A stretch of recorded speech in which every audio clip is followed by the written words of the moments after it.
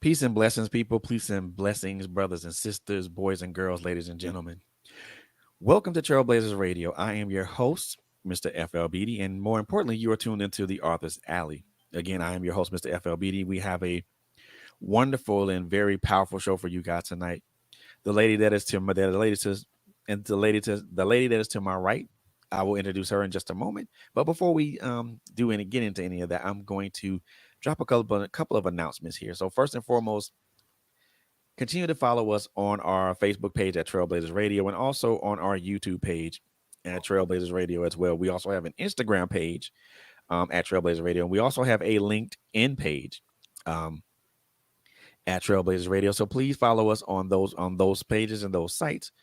We most definitely appreciate you guys for doing that, and I want to just thank our viewers and our listeners for continuing to follow us and continue to listen to us and continue to watch our podcast and our content. We most definitely appreciate that very, very much.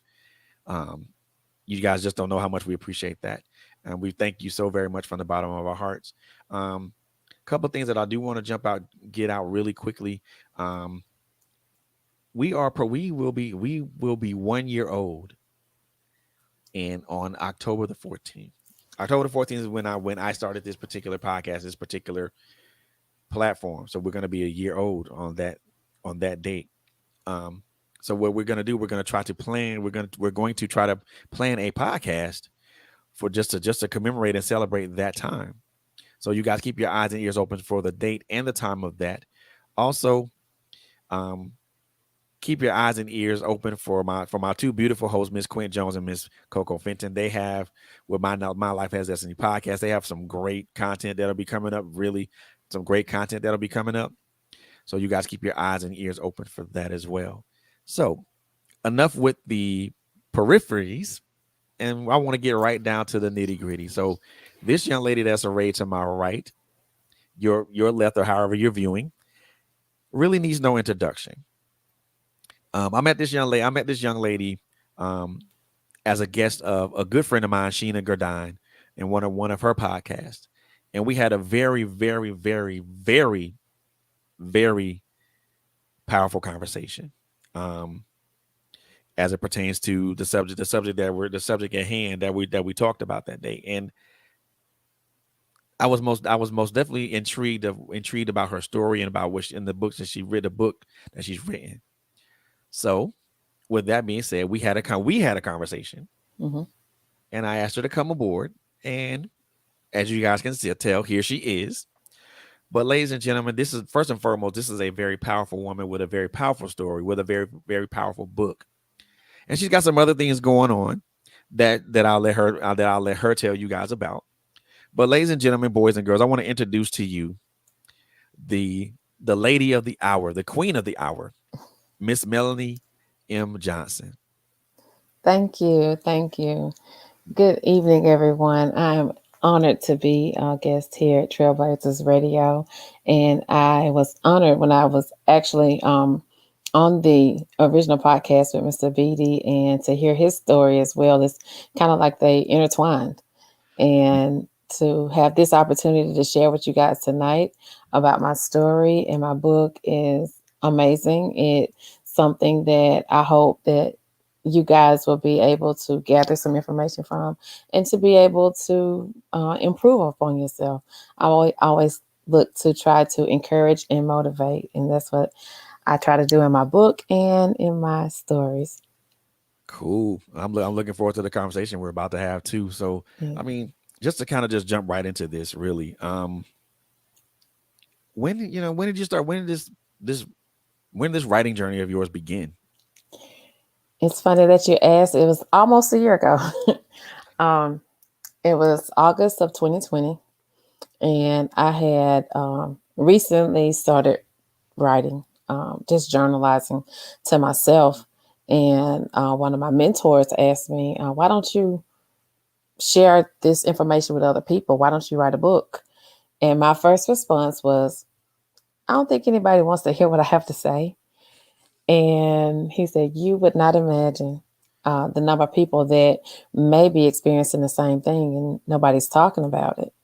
And that's where I got the name of the book. If you don't mind me interjecting, it's called Womanly Wisdom. I don't know if you can see it. And the Yeah. tagline is what they couldn't tell me. And it reminded me of things that I went through that nobody could tell me about. I had to experience those things on my own. And because nobody was talking, it was like a hush hush subject of what, the struggles and the things that we go through. Nobody's being helped from it. So I Mm. made my aunt a promise because I had a family member that was in a tragic situation. And my aunt told me, she said, I think that if she could have talked to you, she might still be here. And I made a promise to my aunt that day that I would not be silent. And this was my way of not being silent. Indeed, indeed. Yeah. And from so a year ago you started writing, Yes. and now that you're a published author and things of that nature. I want how does that feel to be able to have your book, your baby in your hand? It feels um, out of this world. It feels like an out of body experience. Um, I originally was writing for myself as a journal, and when I decided to put it in the hands of my editor, he read it and he was like, "This is powerful. It's going to help some people." And the first thing I thought about, I said, "Well, I'm just a little girl from a rural Mississippi town, and I don't know if people are going to relate to what I have gone through." And my publisher took me on and put it on Amazon. And the first day that I saw my name listed on Amazon, I was in my classroom and I cried because I couldn't imagine that somebody else would get an opportunity to read my story and to hear my words. And to get the influx of people sending in requests to get autographed copies from me, it was like, I'm not a celebrity, I'm just me. And I couldn't believe the influx of people just wanting to get my signature. And they were like, I want your signature. I want to get your experience from you personally. And to do that, to realize how much people want to connect to you, it was amazing. And it's kind of like an out of body experience because sometimes I have to pinch myself and say, is this real? Are people really reading my words and getting something from it? And I wanted to share something. I've had a lady that I've never met before to reach out to me after my mom sent her a message and she wanted the book. And I mailed her one. And she actually wrote me a letter, a card. And Wow. to get a handwritten card, this is a handwritten card. It's not a card Wow. that somebody just picked up, it's a handwritten card They took to their get her time to write that. words that she took her time to write, to thank me for writing. I carry this with me every day. It goes with me to work. And it's a constant reminder of the fact that I matter. What I do is going to impact somebody either positively or negatively. So I got to make the choice. How do I want to impact somebody? Do I want to be somebody that be the one that somebody says, I hate I've met her? Or do I want to be the person that when people think of me, they think of, wow, I can't believe I met that kind of an individual. So that's my Wow. reminder. I like that. I like Yeah. that a lot. I really do like that. That's kind of like, I mean, to have a handwritten card with someone that took the time to write in a card with, giving you, praises and compliment. Man, look, And I would be like, yeah, I'll take it with me too, everywhere. and the fact that this lady lives in another whole state, I've never met her, and she's 84 years old. That Wow. that was amazing to me. That's even better. That's even better, really. Yeah. That's even better, really. So did you always want to write, or was this something that you decided to do, you know, at that particular point in time in August of 2020? Was it something did you always want to write, or did you just come to the conclusion that you had to write this at that time? I used to try to journal years ago. And in my situation, I was not allowed to. Mm, So I knew that putting those words out instead of holding them in would be beneficial to me. So in 2020, when I decided that, okay, I'm going to just write and express myself the way I want to express myself, it was it was humbling. It was amazingly um, refreshing to feel that I didn't have to hold all those thoughts in anymore. And once I started writing, um, I would discuss some things that I was writing with some people, and to hear them relate to it, it made me think, okay, maybe my words will relate to somebody, people that I know. So mm. that's when I decided, okay, I'm going to do this. I'm going to actually make it a publication, or try to at least, because somebody may be helped from it. It was never a, a goal of mine to say I'm going to be a writer, because at that time, with my self esteem issues, I didn't think anybody wanted to read them. So it wasn't like a major goal that I always had. Oh, okay, okay, okay. So Mhm. so it's something that you didn't necessarily you couldn't do at one point, but then now is this correct for me to say as your situation deteriorated, it just became something more important for you to do? Yes. Um, well, actually, the deterioration had happened before, and this was part of the healing process. Ah. And I just wrote and wrote, and I never realized how much I would benefit from my writing. And it became a part of me that any spare time I had, I just wanted to write. I I I don't want. I used to spend my spare time going to the movies by Mhm. myself, and now I find that if I got an hour, I just want to sit and write. And it's not it's not like, oh, I have to write. It's like I get to write. And Mm. it is so it's just wonderful just to have that feeling of I can express myself. Wow. And I'm pretty sure that the writing experience was very cathartic for you as well, It because it was. allowed you to put those feelings and those thoughts out, and gave you that outlet for healing. Yes. Yes. Wow, that's I mean I'm wow. I mean and I know that I write for the same reasons, just for healing, and then hopefully that someone understands, someone picks it up and they understand what I'm saying. Um, when I write. So this is now let me if I understand this correctly, this is something that's based up you wrote this based up on your own a personal experience. Yes. Yes. It's based upon my experiences growing up and being a person who wasn't sure of themselves, because I always listened to what they said, and I always wanted to be the person that everyone else would approve of. And in that process, I lost myself. Yeah, we can lose ourselves in trying to be improving for everybody else. Yes. I can personally speak. I can speak from personal experience from that particular part of it.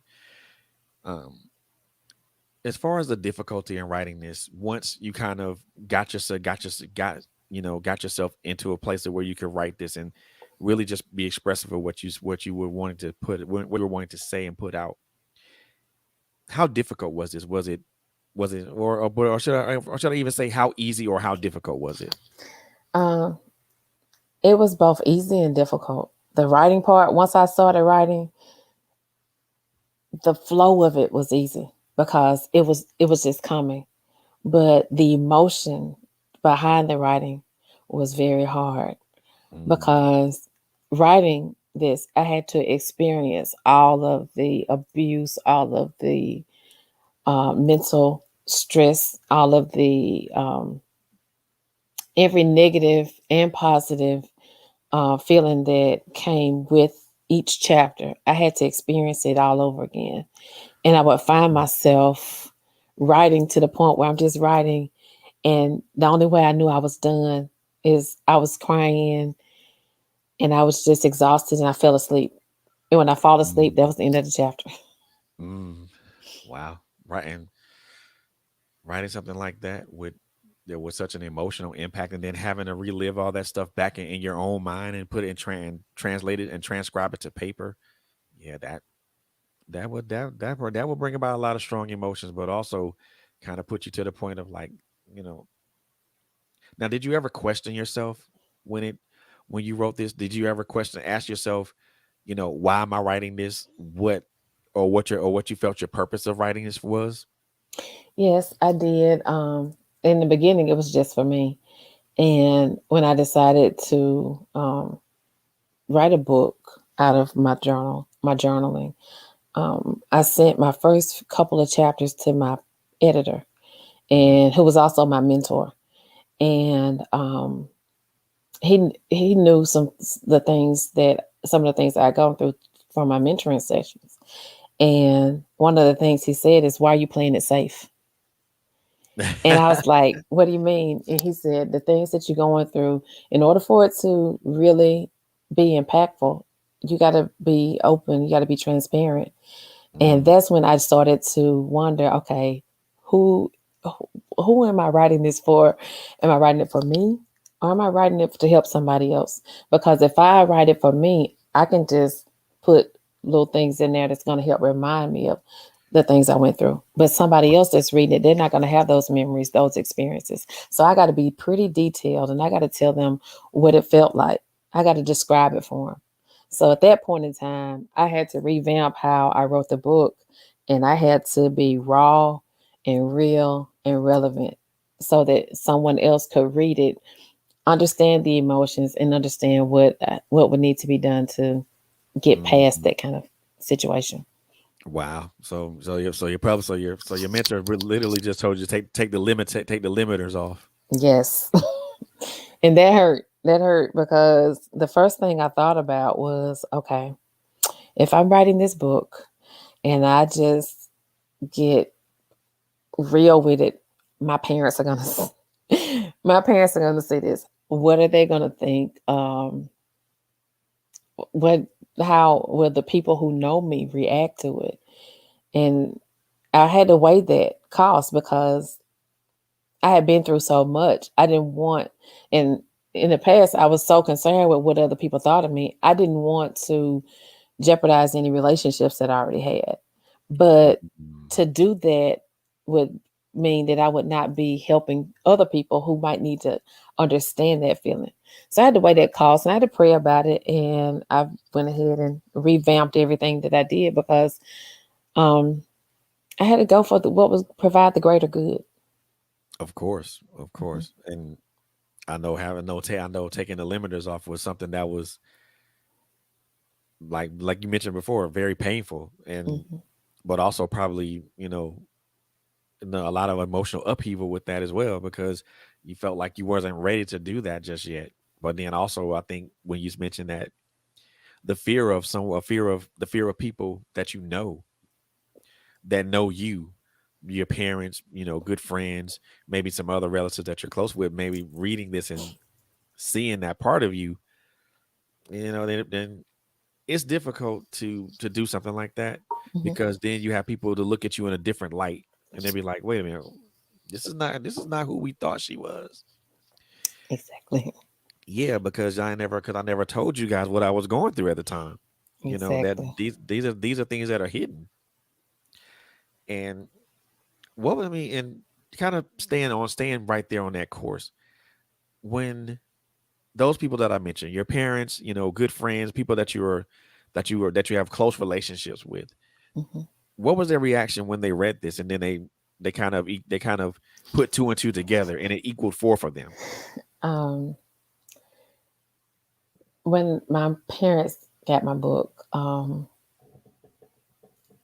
my mom read it first, and I was sitting at work, and she sent me a text message to let me know that she had picked up my book at like 5 in the morning, Hmm. and she read it straight through, and she ended at like 9 in the morning. To know that my mom set aside that much time to read my words and to understand, and she was so supportive of what she read, and some of the things she did not know, but she was not critical of me Hmm. for sharing. And she actually told me that my book is going to be able to help a lot of people. So she was very supportive. And then I think it was the next day my dad read it, and he was just as supportive. He, along with my mom, they didn't know a lot of the things I was going through. But after reading it, he was so supportive that he started telling all his friends. His My dad's a minister. He talked Mhm. to his minister friends about it, and he wanted to my book to make the greatest impact on the greatest number of people. So he believed in my words. And I Mm. got the same type of responses from my friends and fellow coworkers. Wow. That's and I think that's important to get the positive responses from those people first. Hmm. Because then once those people see it there, but they're able to kind of translate that to other people and try to encourage them to get to either read the book or just at least take a glimpse of it and trying to understand what you where you were as compared to where you are. Hmm. To have and I can and now that's something I can relate to personally because it was extremely difficult to get out my first and my second book and even contribute to the two anthologies that I'm part of. But the moment the moment my mom read it, the moment my mom picked it up, the moment my dad read it, the Hmm. moment my uncles and everybody else read it, and then the close friends that I do have, they were like, "Wow, we didn't know this," Hmm.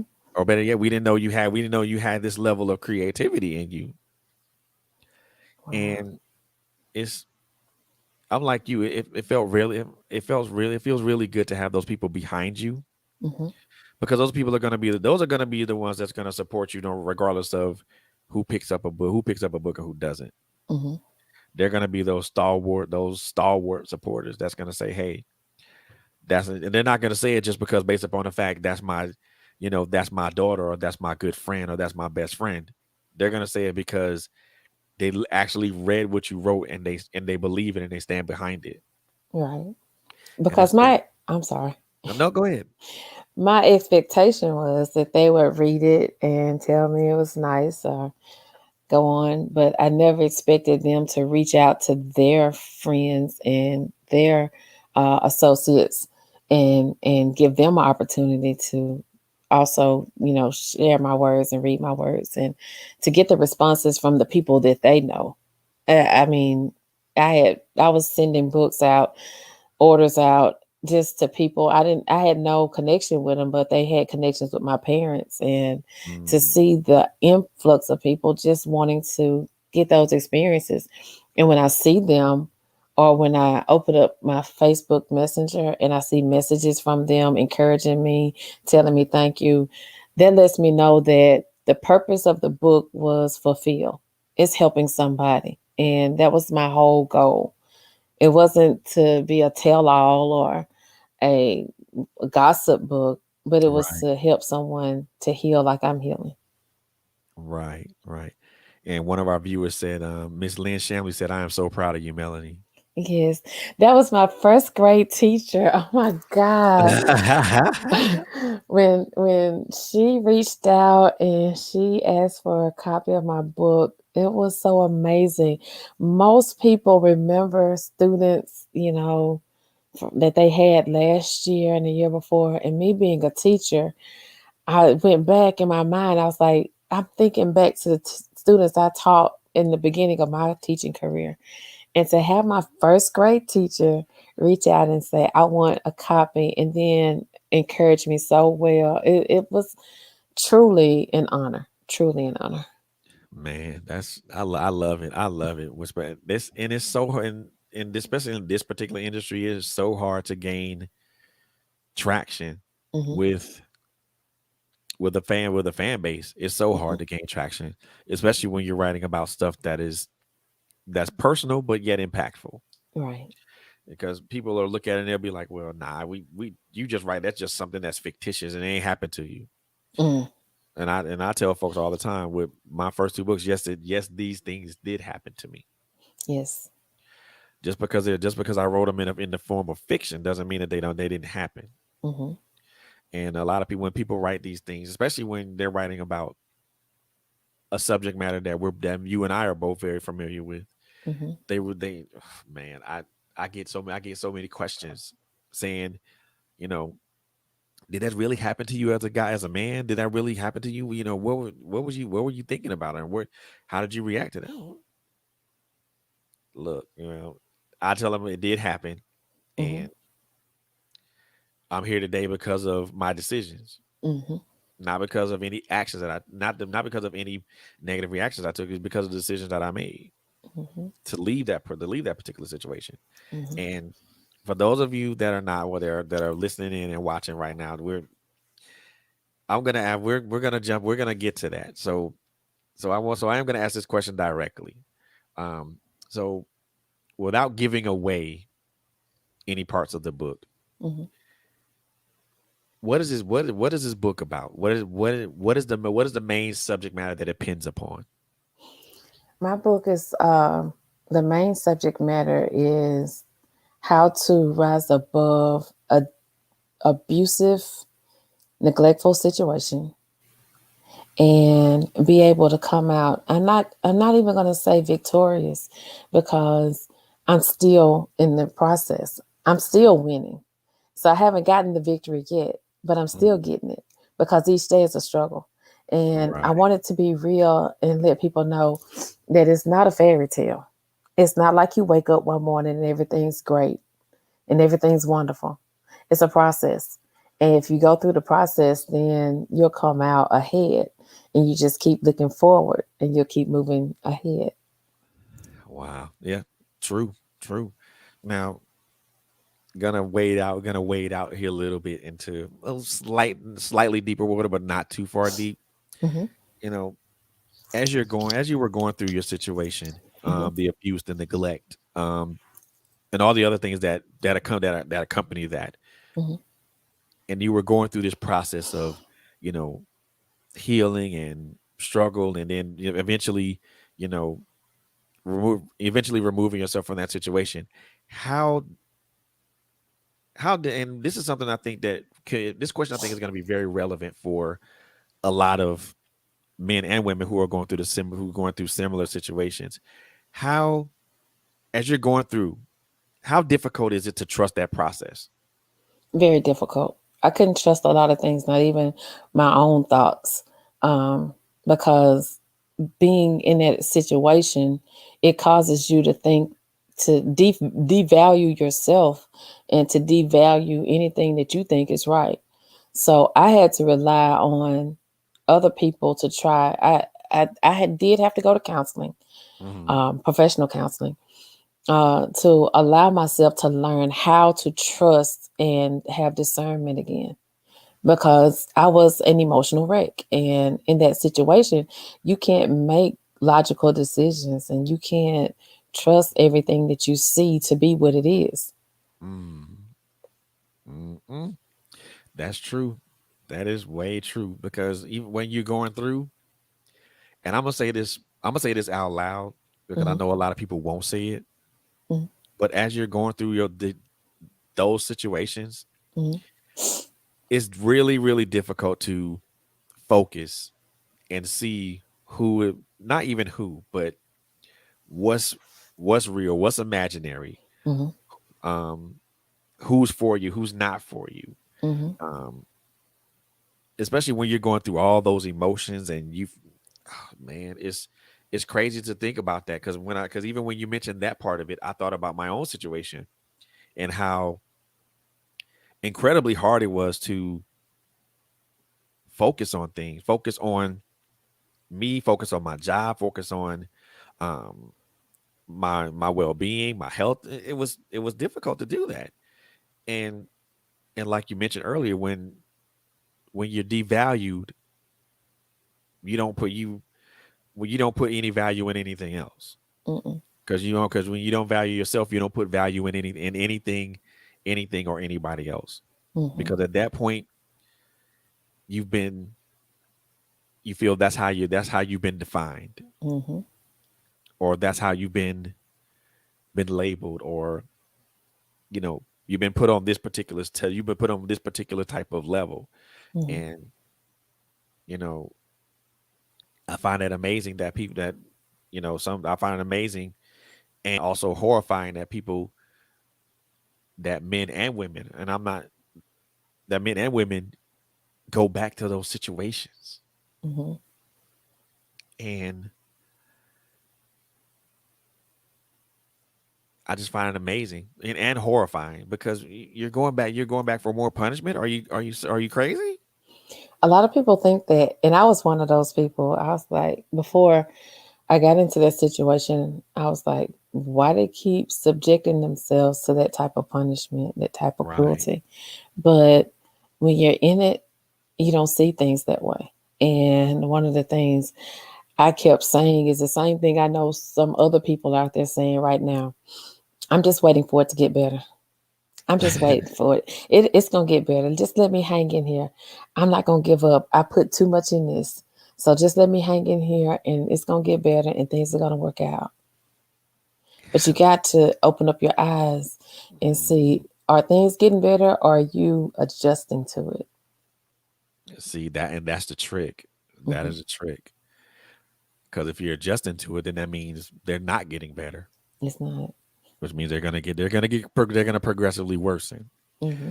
And I think once you notice that things weren't getting better, how hard how and I always ask this question of people who've been of women and men who have gone through these particular situations.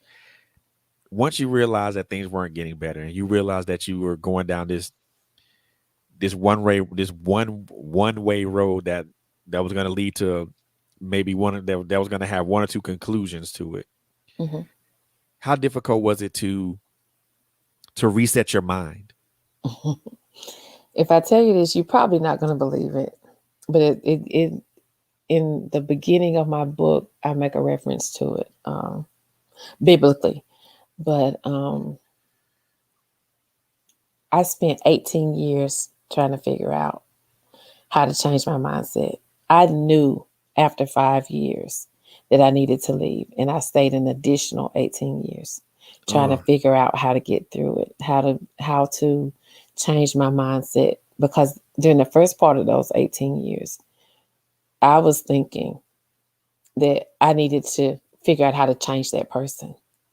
And the whole time, God was trying to tell me, no, I need to change how you're thinking. And it took mhm. me until about the of those 18 years, about the 16th year or the 15th year to say, okay, you know what? I got to make some moves. It's not it's not him or it's not them, it's me. I got to do it. I can't wait for somebody else to decide whether or not this my situation is going to get better. I have to make that choice.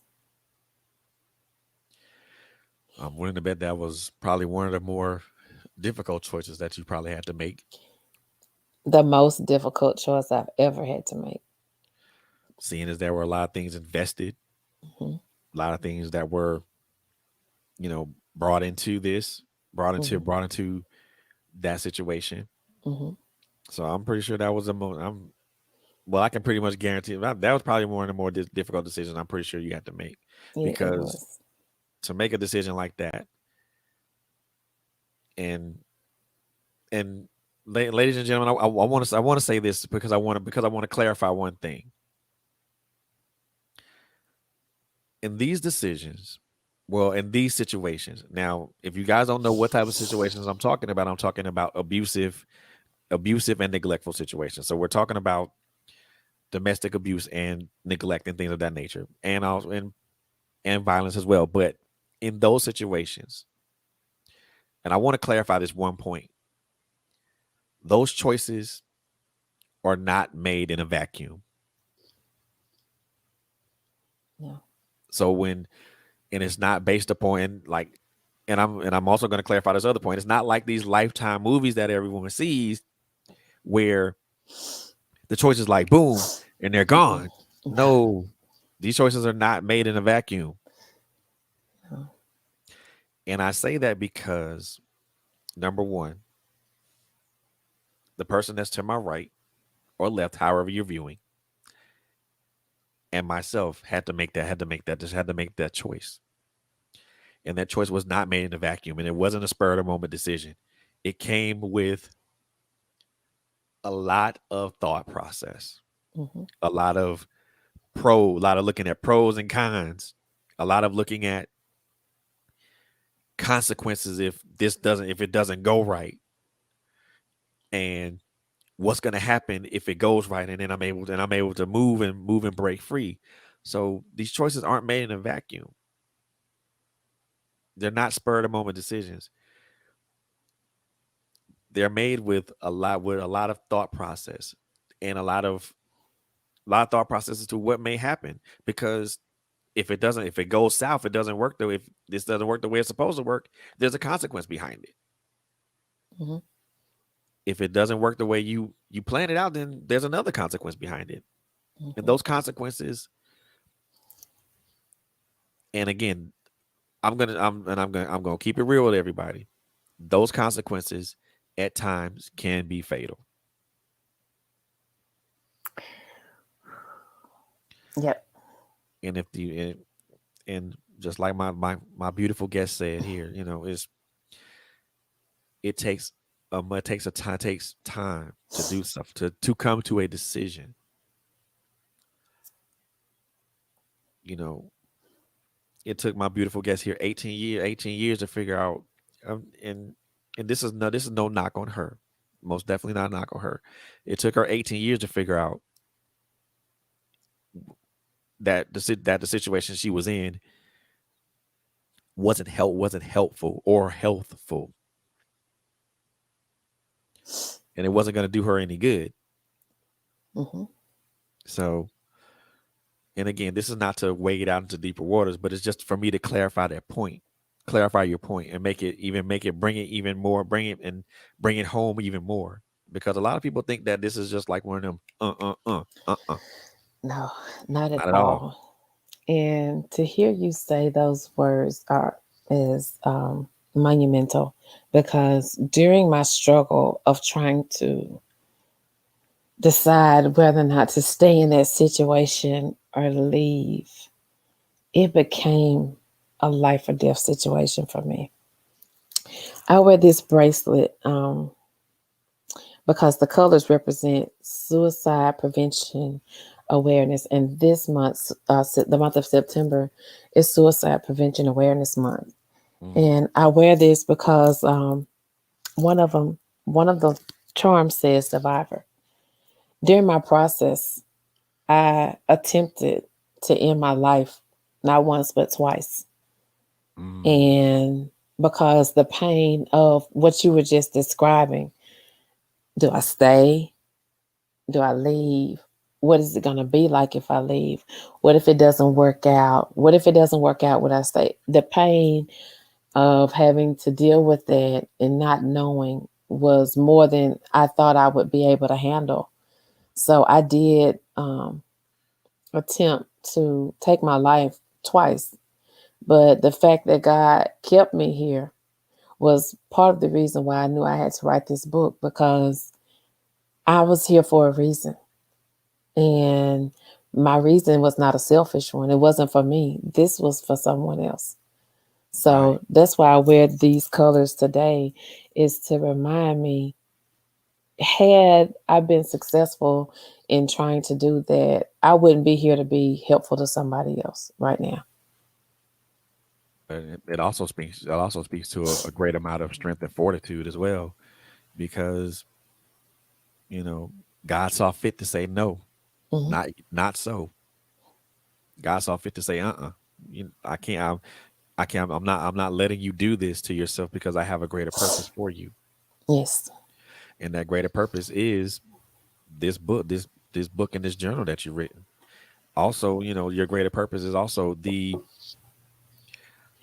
wonderful thing that you're doing, participating with so many other women. It's Yes. if you know if that would have happened, we never would have connected. Hmm. We never would be here on this in this particular space and time tonight. Hmm. We never would have connected on Sheena's show in that particular space and time. Hmm. and we never would have been able to forge a friendship or anything of that nature. That's So, right. I thank God for just, preventing that, Hmm. because if it were to happen, nobody there would be no impact. There'll be no change. There wouldn't be anything. It'd just Hmm. be and I'm just to be I'm being direct about this to say this, and I'm not saying it to be, you know, offensive or anything of that nature. There just be another just be another grave with another sad Hmm. epithet, and and that's to think about that is crazy. Yeah. Even in my own situation, to seriously consider that, and then not necessarily then try to go through with it and be unsuccessful about it.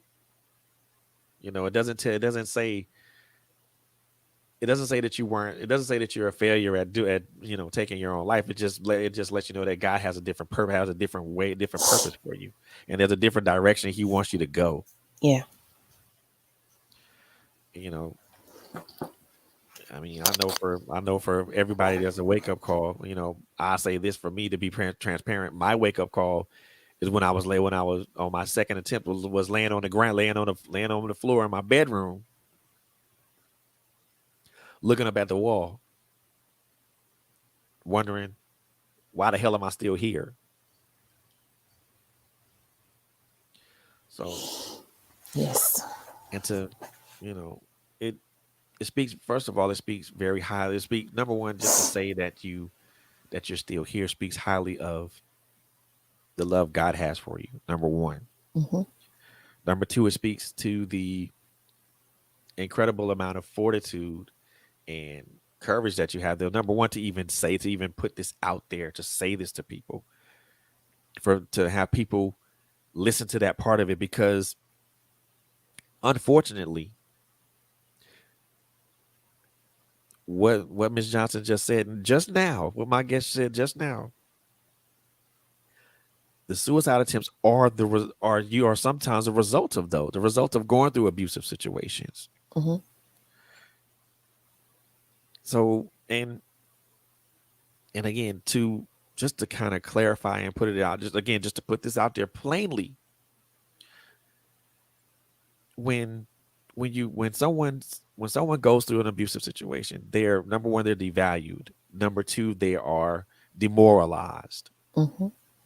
and their spirit is literally diminished. Hmm. They don't have the will to fight. They don't have the will to resist. They don't have the will to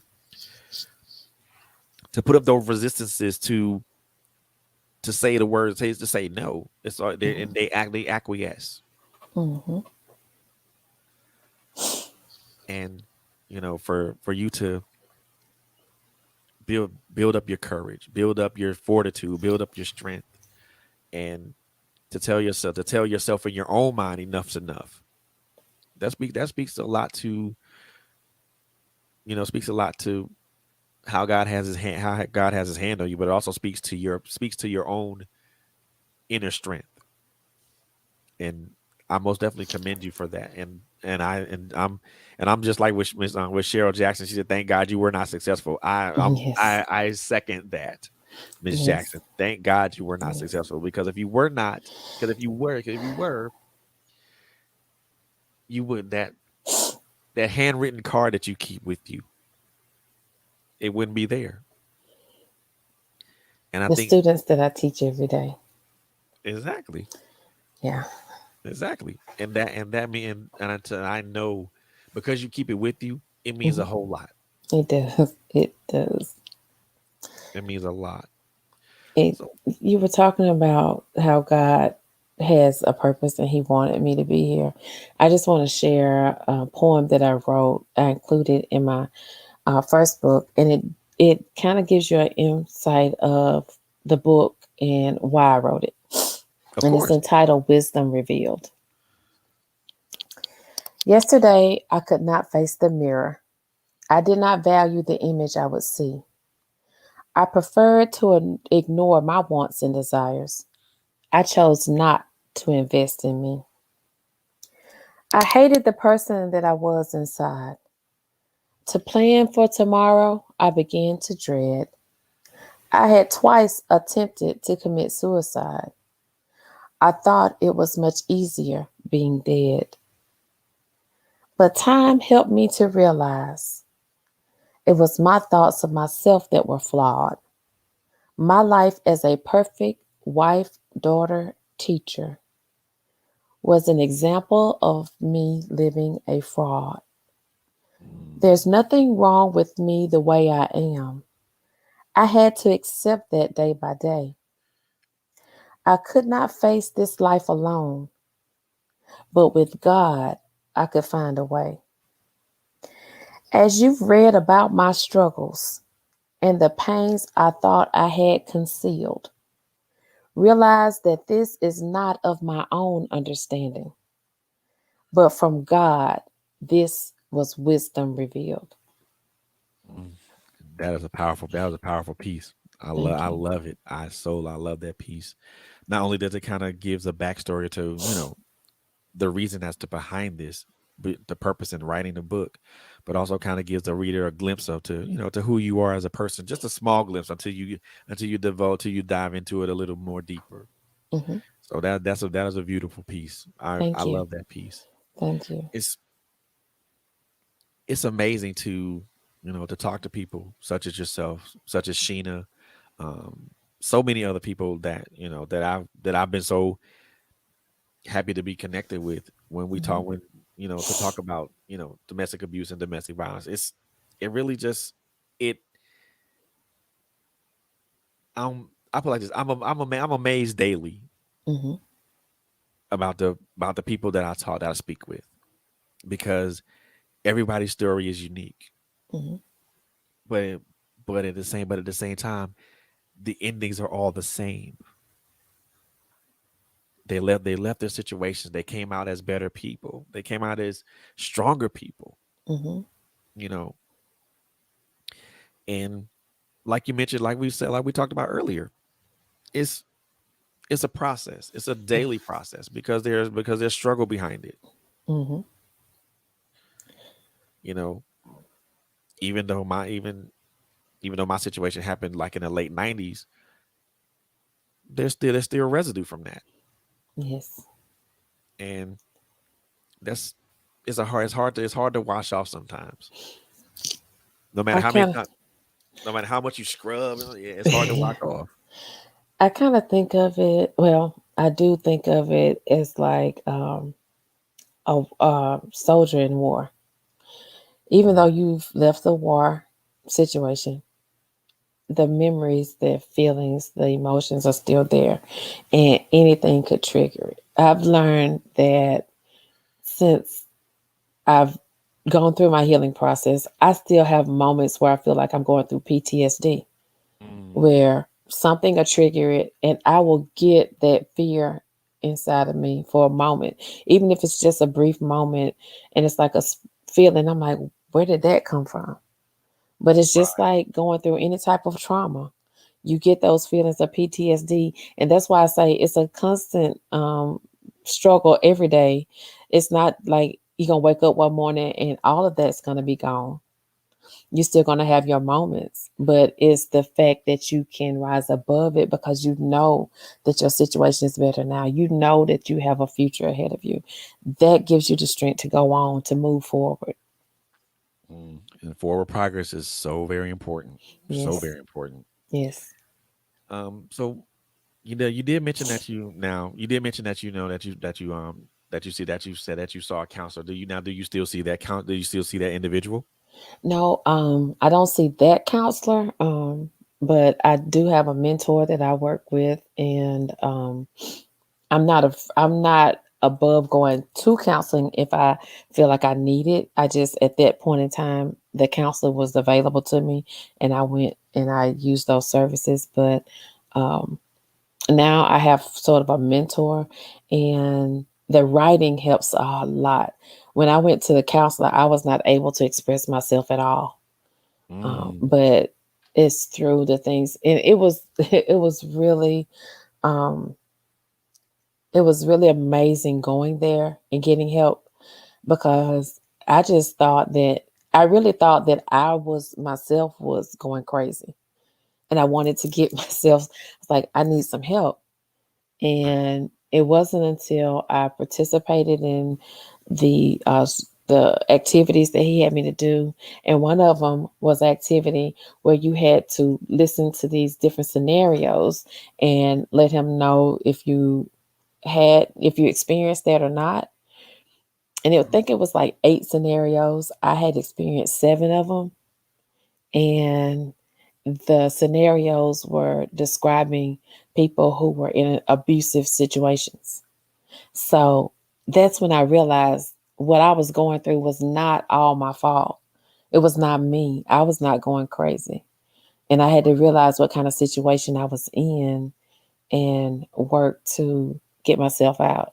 In fact, the counselor that I was seeing, he actually told me to keep a backpack, because when you get ready, when you feel like you need to leave, you get ready to leave. You don't need to have to make a decision. The decision needs to already be made. Exactly. Exactly. And that's the thing that, and I think that's the important thing, to kind of plan ahead. When we're in these situations, we're not planning ahead. Mm, We're just trying to get to the next day or the next hour or the next minute or the next second. that's right. That's right. So how important was the counseling, the counseling sessions, and now the mentoring sessions? How important were those in your process as a writer, and also as you started your healing process? Without them, I wouldn't be where I am, because I didn't have a voice. I couldn't express myself either verbally or through writing. Um, I just had to continue to play a role. And Mm, without the counselor to tell me that the things that I saw was actually the things that I saw, and I wasn't making stuff up, I would have still probably been in that situation, or been somewhere in a worse off situation. right. So it was through me going through those counseling sessions. Um, and I didn't just see one counselor. I saw multiple counselors at different times, because in my situation, we did group counseling as well. Mm, So I needed to know that it wasn't just me, and that I can actually start to trust the feelings that I had, the thoughts that I had, and try to get some discernment. mm, Because, like you said before, when you're in that situation, you can't figure things out, because others devalue us. We begin to devalue ourselves, and you cannot go along with a decision made by someone you don't value. If I exactly. don't value you, I can't listen to you. So if I don't value myself, I can't listen to me. And the counseling sessions helped me a lot, because it helped me to understand, okay, I'm not crazy. I'm going through this, and I'm going to be better. And God's going to help me to be better. Um, uh, the mentoring sessions helped me to keep clarity, because I did have the counseling, the background with the counseling to jumpstart it, but to have someone to listen and tell you, okay, um, you might be going down the wrong path, or you might be thinking about things a little differently. Why don't you look at it from this perspective? That helped, because I could have, when coming out of this kind of a situation, and this is what I found, um, it's easy to go in a totally different direction, do a 180. So you become from an abusive, neglectful situation, and then you can become someone who has those feelings toward other people. So I actually went through, when I first left that situation, I had the mindset of, somebody is used me, somebody mistreated me. So why do I have to be the nice person? Why do I have to be the one that keeps being mistreated? Why Mm, can't I have the same kind of mindset? Now, I wasn't going to abuse somebody, but I just didn't value them. I mean, they were who they were to me for that moment. And it didn't bother me if they didn't like me or they didn't care for me the next moment. As long as I got, um, if I needed to talk and I had somebody to talk to, I talked to them. And then once I got through talking to them, I didn't care if they didn't like what I said or not.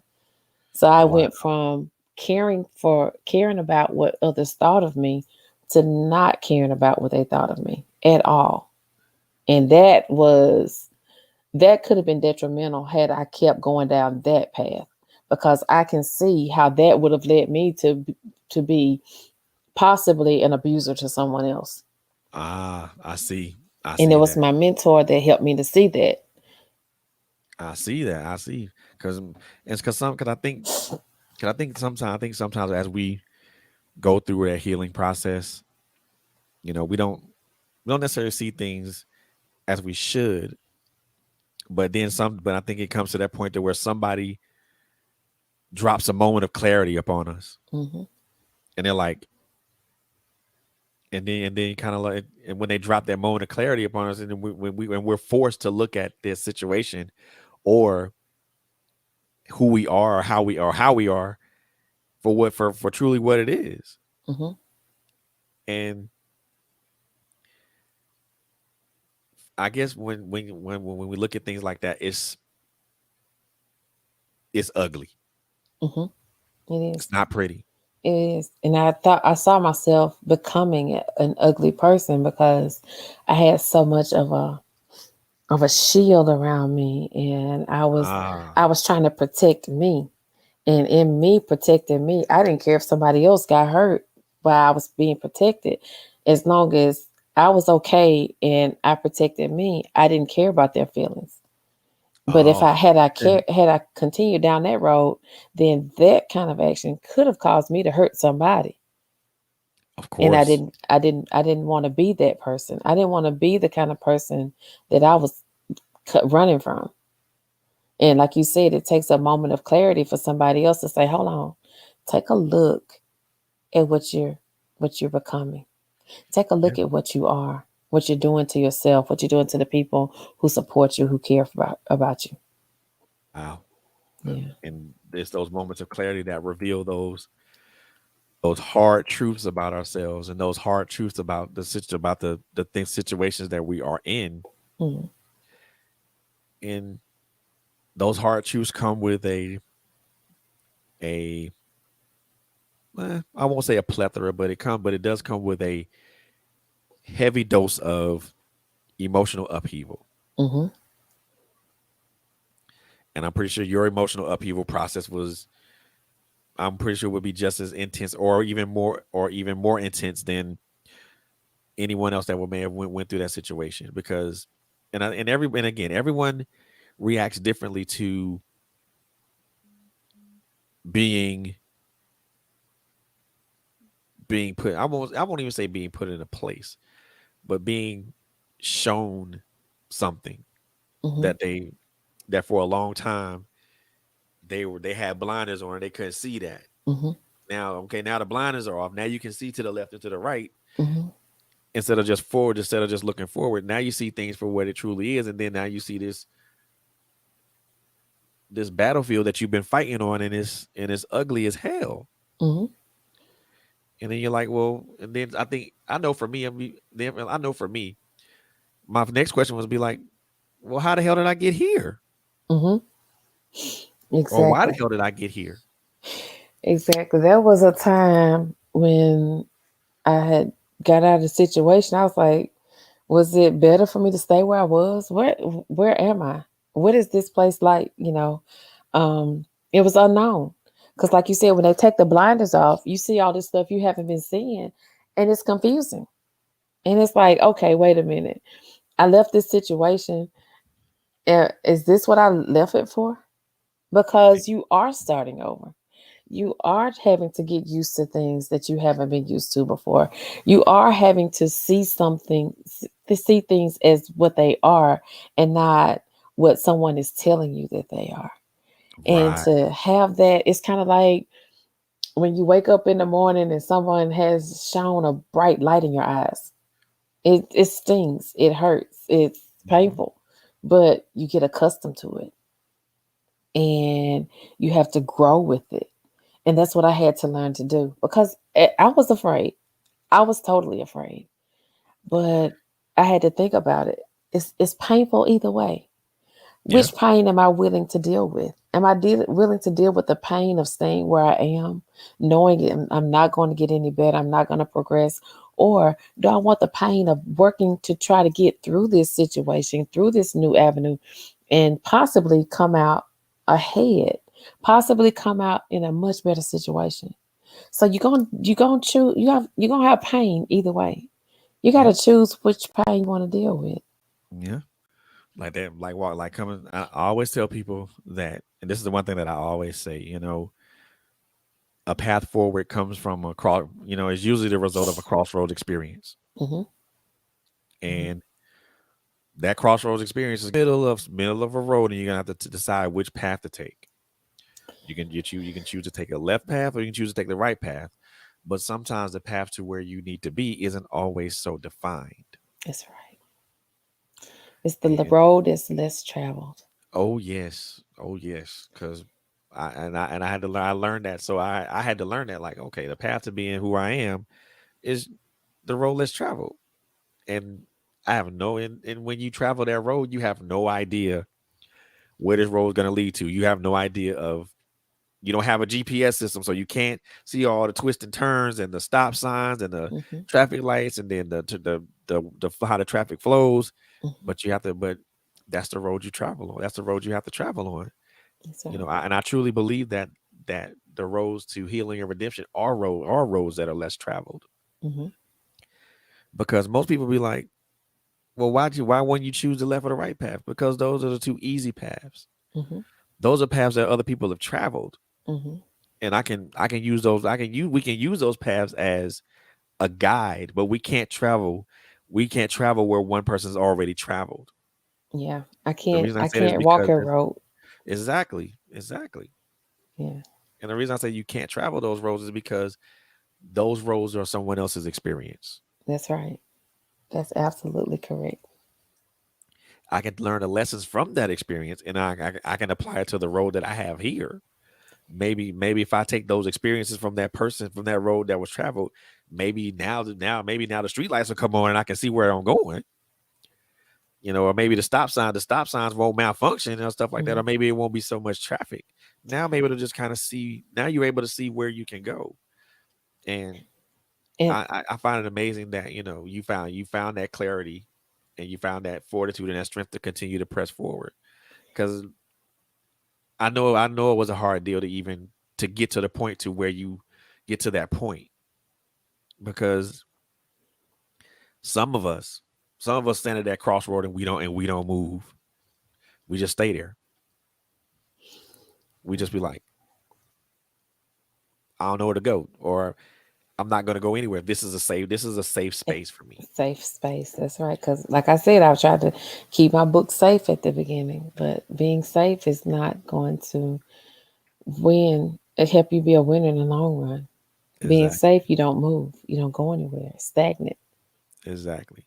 And speaking on the point of safety, how important is it to have a safe space when it comes to coming out of these situations and trying to move forward, and as far as trying to find yourself and redefining yourself? How important is having um a safe space or safe spaces? It is very important. There's nothing like trying to start something new and you're in a fearful situation and you have nothing to provide any layer of protection for you. Um, in my situation, my family became my safe space. I always thought that I couldn't go back there because of the strange situations, the strange relationships. Hmm. And I was like, well, I don't want to have to put any stress on them that they don't need to have to handle. But they saw what I was going through while I was going through it. I thought I was concealing it, but I wasn't. And when I got to the point where I was ready to move and go forward, they were there waiting for me because they had already planned to be my safe space. And that's one of the things I was going to say when we talked about the road less travel. A lot of times we think, well, like you said, nobody can walk that road with us. We have to walk that road by ourselves. But yet we're not alone on that road. Just because they're not walking with us. It's kind of like a marathon. When you're running a marathon, there are people set up at different stations along the way to provide you what you need, some Exactly. Gatorade or something to help you out. And that's what your family and supporters do for you. When you traveling that road, they're going to be there at different spots. They just can't walk the entire road with you. Exactly. Yeah, And they'll tell you, look, I can't do this for you. You gotta do it for yourself. that's right. That's right. You know, I can say what I have to say to defend you, but you gotta at some point you're gonna have to be able to defend yourself. That's right. That's right. It's I find it amazing that like I said, amazing to to know that a lot of people share the same thought process because a lot of people that are well, you share the same thought process. And I'm pretty sure there are other people, there are other like-minded people like us that share the same thought processes when it comes to something like this. Mm-hmm. Because let me tell y'all, ladies and gentlemen, that's not an easy road to travel down. It's not. You know, abuse is something that is whether it's domestic abuse, whether any type of abuse is devastating regardless. It's devastating to the person that experience is much more devastating to the person that experiences it because they are now not only are they physically scarred, they are emotionally and psychologically scarred.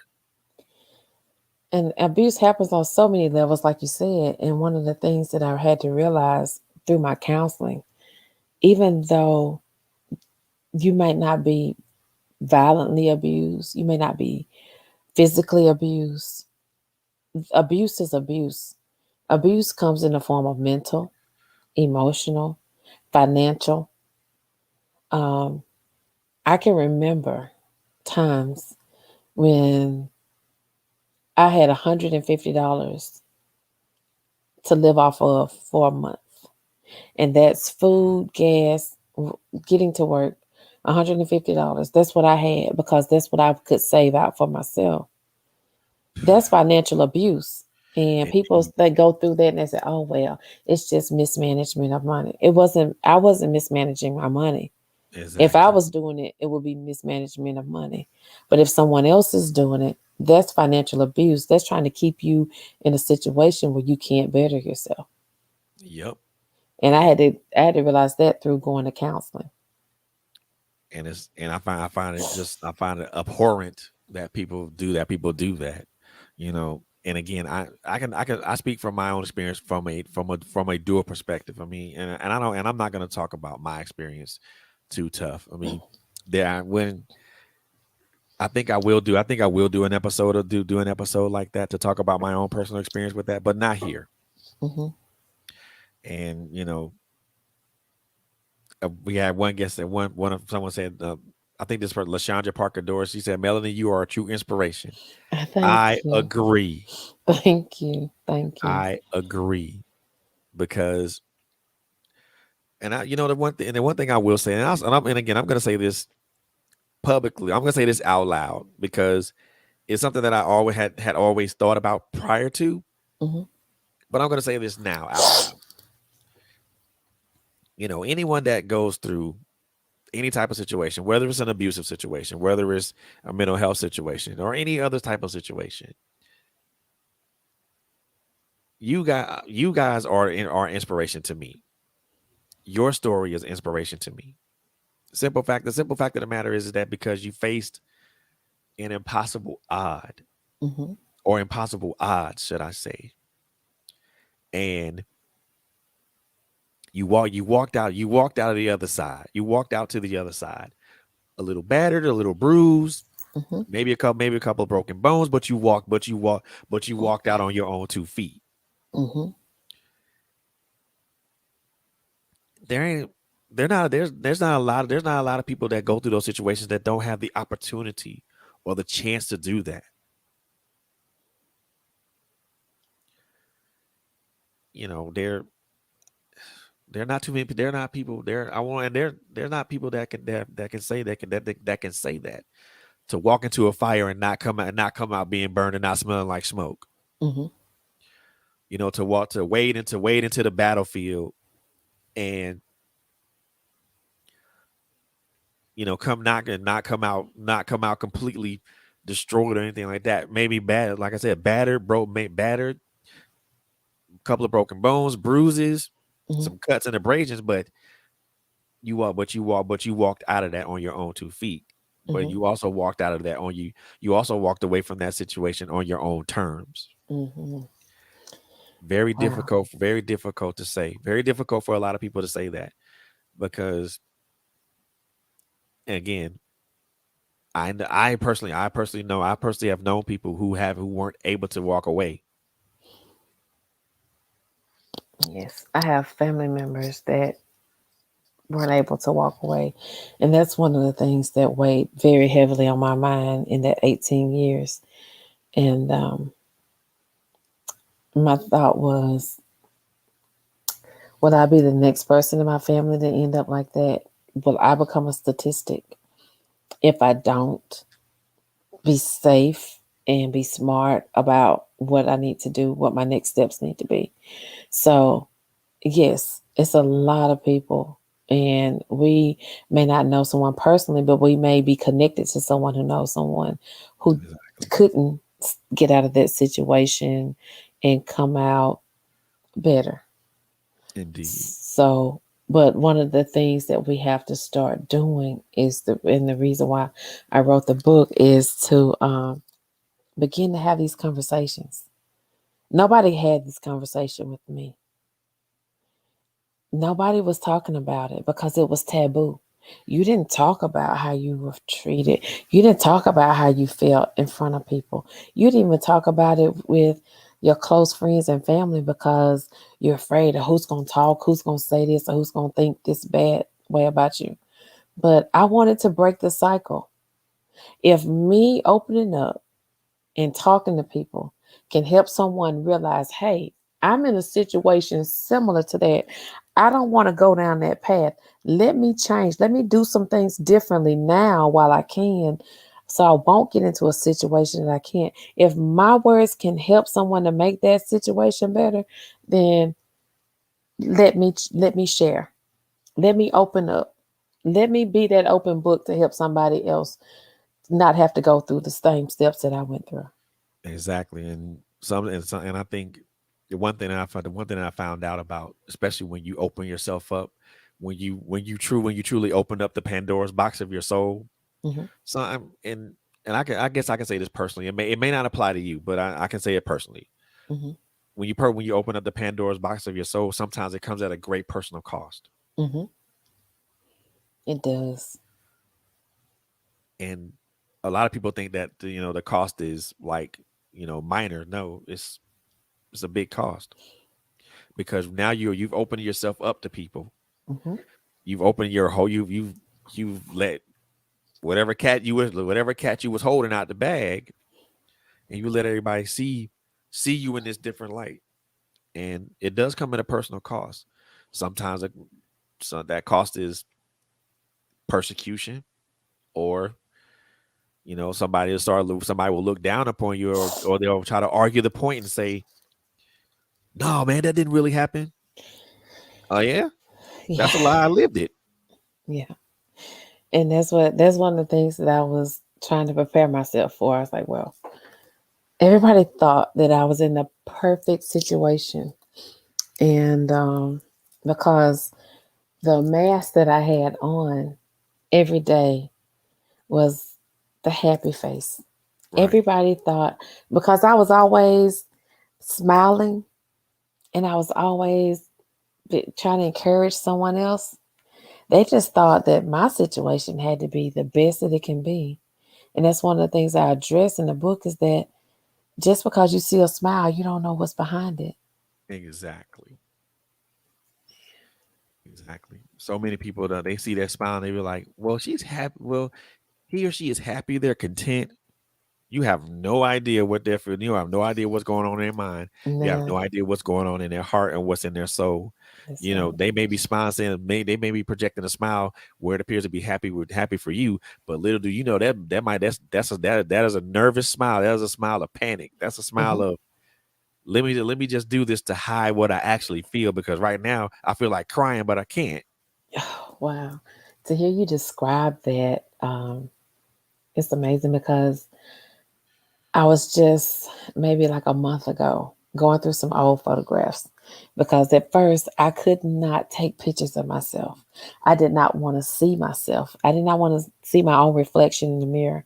Um, and I compared some pictures I took when I was trying to come out of that situation to some pictures I took now. My smile was totally different. And I could see, people see me now, they say, "You are glowing." And I was like, "Glowing?" And I didn't understand what they were seeing until I compared those pictures. Like you said, those smiles were full of um, pain, heartache, deception, trying to cover up what you were going through so people wouldn't know what you were going through. And now when I smile, it's genuine, it's from within, and it radiates. When you are happy and content within yourself, it radiates. It's just like the sun shining. It radiates and people can outwardly see it. And that's what they're describing when they say that you're glowing. They're seeing your soul, your spirit radiating from within. Right. They see what's on your countenance and they're like, oh, she is that smile isn't indicating anything else. She is truly happy. Exactly. She's truly free. And Yes. and, and again, it, it's again, people just don't understand, what that is, because Hmm. again, I can, you can smile and be like, and they'll interpret that as being happy or Hmm. content, where the whole time you just trying to keep a smile on your face to keep yourself from crying, Yes. or you keeping a smile on yourself from you having a panic attack or just feeling like the whole world's against you. Hmm. And again, once when you and that's one of the costs of when you reveal your own truth. You Hmm. know, people will be like, well, people will take sides against you, and you can't allow that to bury you or to stop you from your purpose. I mean, we're all here for a Hmm. purpose, Hmm. you know. But again, human beings are, and again, I'm gonna say this out loud, and for me, this is a personal opinion, and a lot of people can agree or not agree. Hmm. I'm cool with that. Human beings, and when I mean human beings, I mean male and female, Hmm. boy and girl, regardless of your religious affiliation, your race, anything of that nature. Human beings can be the most wonderful people on the earth, Hmm. or they can be the most despicable and mean people on the earth. Hmm. Reason I say that is because so many people, so many people that are in those situations hide what they feel, hide what they're thinking about, hide the scars and the bruises of what they go through, what they endure, because they don't want to be stigmatized. They don't want to Hmm. be ostracized. Hmm. And And this weighs heavily on their minds because you're already going through this situation where you're being abused and neglectful, and you're trying to come out and help yourself to get to a better place, and people still um, ostracizing you. They're still yep, criticizing you, and it's like, okay, I'm trying to do better, and a lot of times, in my situation, I was afraid, and it did happen a couple of times, but I was afraid that people were going to say, well, you were in the best situation you could have been in then. Why'd you get out? Why'd you leave? But the thing about it is, you don't know what somebody is going through. You only see the outside. And if they're a great pretender, Yeah. um, then the outside looks pretty doggone good. But when you open up the inside and cut into it, and you see that it's rotten and it's a stench, you don't want to stay in that type of a situation. It's time to get Yeah. out. So we got to stop being critical of each other and start listening and trying to help each other, because who knows how many people have went to their friend or their family member to try to Exactly. describe what they're going through, and before they can even get it out, they say something to deter them. Girl, I, that's crazy. I wouldn't do that.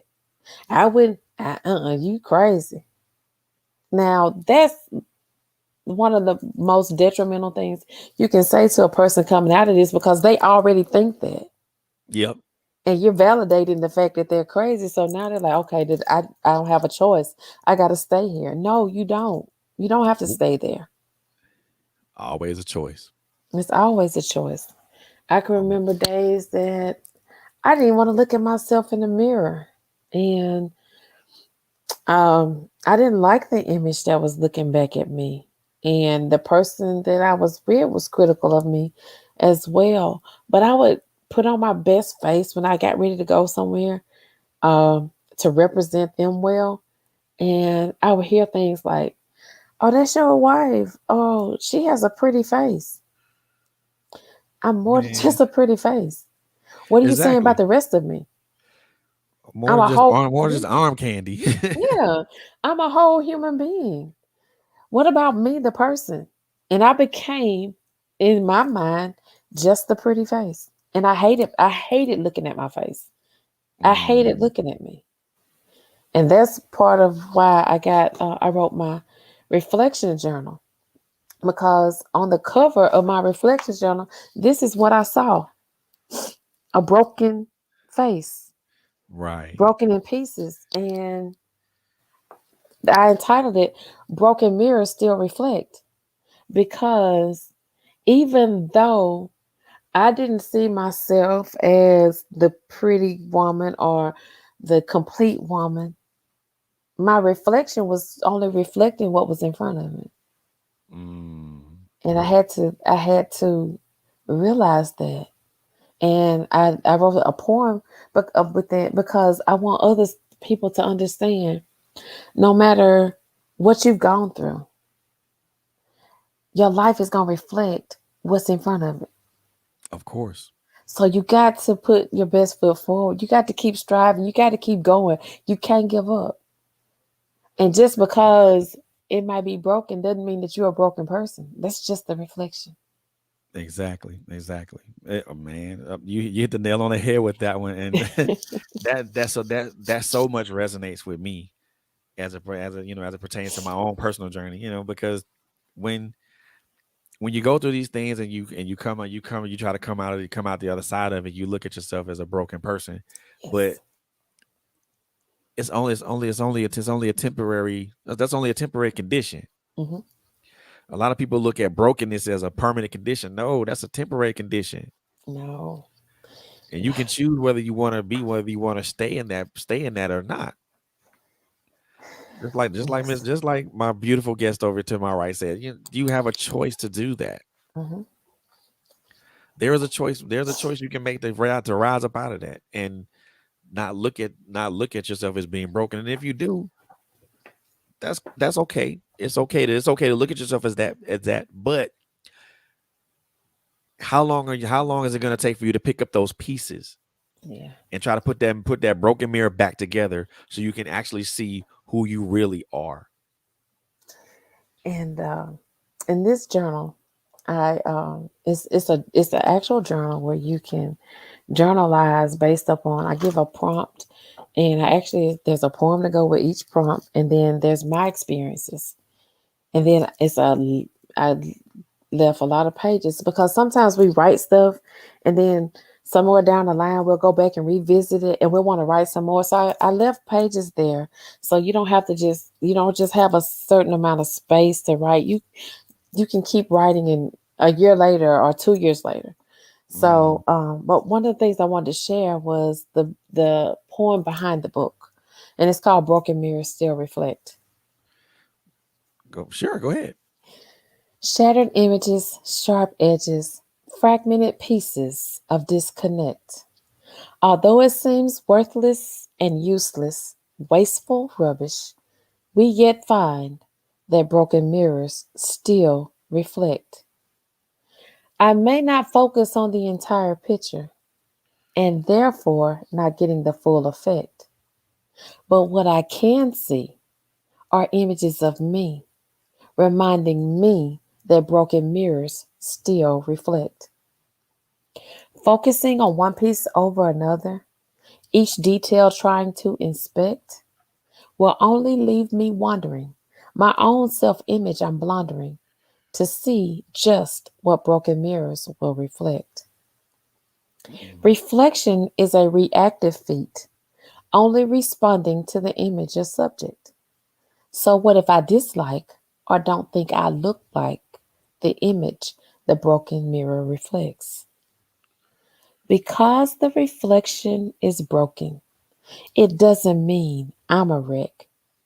Different angles it shows of a woman who grows from ashes no one would disclose and mm. pain she never chose to finally expose what she supposes that everyone should know, that no matter what, you should glow, knowing that broken mirrors still reflect. Ooh-wee. Mm. Thank you. Yes, Thank indeed. you. Yes, indeed. I love those two pieces, man. It, it's but the funny part, the thing of it is, it speaks so clearly to like number one to who you are, but also it speaks also outwardly to a lot of people Mhm. because regardless of a mirror being broken, it's still going to show a reflection. That's right. It's going to show a jagged reflection, but it's going to show a reflection. Yes. And a lot of people don't want to look in the broken mirror because they're not gonna they don't want to see the jagged reflection. They don't want to see the cracks and the creases because they think when they see those cracks and those creases, they see themselves. But I say this: when you look in a broken mirror, you are actually seeing yourself, who you really are. Hmm. An unbroken mirror shows who you are at that time. A broken mirror shows who you are, who you've always been. Hmm. But I think the other thing that a broken mirror can also show, it also can show you who you can be. Hmm. And a lot of people don't see that. They don't look at the other side of that. It shows different angles because you might, when it's broken, people think, and this is my opinion, people think that the mirror is the best way to see what you look like. Mm-mm. But I tell people all the time, because we wonder, why is it that I can see things in other people that I can't see in myself? Right. It's because when we see other people, we're looking through glass, we're looking through a window. Right. And what we see is the actual image through a glass window. But when we look in a mirror, we're looking at a distorted image because the way the mirror is made is every mirror has a distortion. Right. And when you look at yourself, you're still seeing a distorted image, but someone else is seeing you more clearly than you're seeing yourself because they're seeing the actual image. The only way that we can see ourselves is either through a mirror or a picture. And a lot Exactly. of times we see ourselves in the mirror, but we don't like the pictures. The mirror is Exactly. a distortion, the picture is the actual image with less distortion. So we have to realize that even though that mirror is broken, it's only reflecting what's in front of it. But even a unbroken mirror is distorted. Exactly, exactly. And people, oh man, people just do not see that, and they're Mm, like, well, that's what it's supposed to be. No, no, no, no, no, no, no, no. mm, That's it's supposed to be. It's there for a reason. It's showing you, you know, like you said, those angles. mhm, Those angles can represent your anger. It can represent your fear. It can represent your distress. It can represent your sadness or your happiness. Those angles represent, to me, those angles represent the emotions that you feel when mhm, you that you're feeling when you or that you have felt when you look mhm, into a mirror, look into that broken mirror. mhm, It's and I don't think a lot of us look at that or look at it with that concept in mind. mhm, It's an amazing concept, y'all. I mean, if you happen to if you happen, I mean, this is not to me saying to break a mirror and do this, but if you happen to have a mirror, look a little deeper into that mirror, mhm, because there are things that mirror, there are things that you don't see. The mirror only shows the superficial, mhm. but if you happen to break that mirror and you look into the same mirror, you're gonna see more. You're gonna see more things. Mhm. The one thing that I've always been taught, and that I think we've all been taught, is that the eyes are the gateway to the soul. Mhm.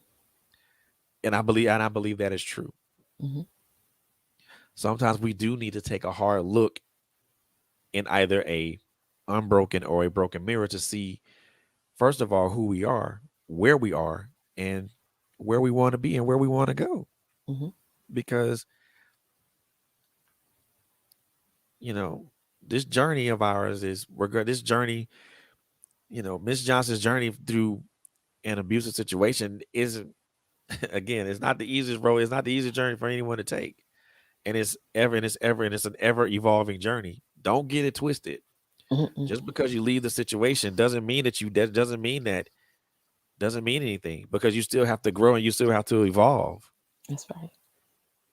That's exactly right. And um, when we were talking about the mirror situation, and I can remember not wanting to see myself, but in order to start the healing, I had to start looking at myself. And like you said, the eyes were the mirrors to the soul, were the windows to the soul. I actually started with my eyes, and I started Ah, looking at my eyes to see the pain, the struggle, the heartache, the joy, all of that that was in them, but at different times. I had to see what would bring pure joy to my face, what would wow. bring fear, hurt. I had to notice all those things. So I had to do, like you said, a deep self assessment of me to see what it is that, because I lost myself. I didn't know what I liked. I didn't know what I disliked. I had to learn all those. So I had to see what my emotions were as I experienced things to see, okay, is this good for me? Is this not good for me?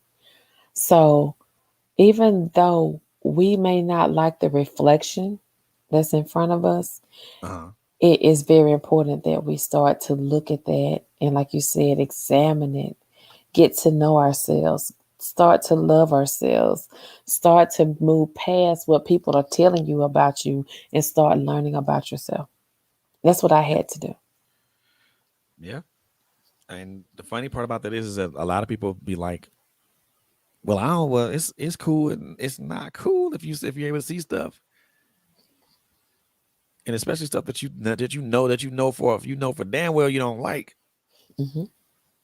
or you see things that you know for a fact that has happened to you, and you hadn't said anything about it, or you hadn't spoken about it, or Hmm. you haven't acted upon it. So it's a it's a very good concept, I think, that a lot of people could benefit from. It's especially that particular piece that you were broken mirror still reflect, that if that could be the whole, that could be the one thing that a lot of people could just be like, let me just read this, and then you can understand you can understand. Hmm. who you possibly are. Yes, because we have to. Each of us have to reflect. You can't improve something if you don't know where the issues are. Exactly. I'm a math teacher by trade, and that's a lot of times I'll tell my students, um, "Show me your work," and they want Yeah, to tell me about it. No, show me your work. I can't see where you're making your error unless I see your work. I exactly. can't call a mechanic and tell them about my car and he fix it over the phone. He needs to see my car. Exactly. They You do. need to look at yourself and figure out, okay, let me see what issues I have, what things I need to focus on, what areas do I need help with, Yeah, and get that help. indeed. Oh yeah, indeed. Yeah. So kind of just to kind of who is bro now before we even jump into any other subject, because I know we talk we this is a very I love this conversation right now. Yeah. I really do. So who is this book for? And I struggle with this because at first I was like, well, it's for young women that are going through situations. But as I read it and as I passed it along, I found that my target group is anybody struggling, male or female, struggling with um, trying to find where they are in life, where they need to be. They may be going through abusive situations. I deal with mental health issues because I was diagnosed as a severe manic depressive Ah, throughout this time.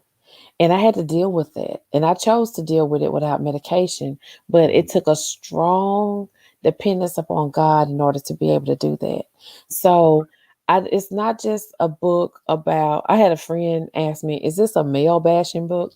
No, it's not. It's a book of healing. And anybody who is looking to try to find ways to reconnect with themselves, to learn about themselves, to heal themselves, to get in a better situation. I I think that this book is very helpful to help get you on that track, start you on that track. Now, is it a step by step process of you need to do this, this, and this? No, it's not, but it's going to show you how I got through the struggle and to be able to give you ideas that may be helpful to you. It's going to give you ways to think about things in a different mindset to be right, able to change your pathway that you're going. So I didn't think that I would have men to connect with my book and to message me, but I've had men connect with it and pass it along, and I even had one person had put a review on Amazon talking about how it helped him to understand his wife and daughter better. So even wow, though I originally wrote this book to help women who are struggling and in not just domestic abuse situations, but any type of situation where they were dealing with uncertainty about themselves, being it mental health issues, abuse, or neglect. I found that it has helped more than just the women that I targeted to. So mm, I've even had younger audience reach out to me and say, "Wow, I'm having feelings like this," and this is teenagers that's wow, reading it, and they are experiencing things now that I experienced as a young adult, and but it's because of the change in time. So I can't even say that it won't help teenagers or young women who at my age I wasn't even thinking about situations like this, but it happens. It happens, and until we start talking about it and discussing it with it, we're gonna have a generation of young ladies that's gonna think that this is okay, that this yeah, is normal. yeah, yeah. They are, and the funny part about that is just like it's already happening Hmm. that being talked down to or talking down to your mate is supposedly is the ups and downs of a relationship, and that's not the. Come on, y'all. Come on, y'all. That's not it. It really isn't. Simple fact of the matter is that's not, that's not how it is. Mhm. You're supposed to show love and care and respect to your mate, Mhm. whether this is male or female. Mhm. You're and like I said, that's kind of sort of the way that it's been going. I mean, and I'm like, for real, Mm. this is what it is. And This is being a the result public of what we've been. This is a result of us as me as a parent trying to show my sons and my daughter the right way how to treat a human being. Mhm. Dysfunction. Mhm. And being in a public school environment, um, I get to see students of different types of backgrounds, and you don't think that the child living in the home with you um, picks up on things, but they pick up on the most minute things. And if they see that mama or daddy is okay with being treated in a certain way, then they begin to think that that's normal. And we got to Yeah. stop normalizing abuse and normalizing just being mean to somebody, because they take that and they bring it to their situation in their lives. And in some cases, it leads to, detrimental effects. Yeah. So we got to start opening up. We got to start communicating, not only just with people our age or older. We got to reach down to the younger generation, because they are experiencing things that we experience as older adults. They're Yeah. experiencing it now.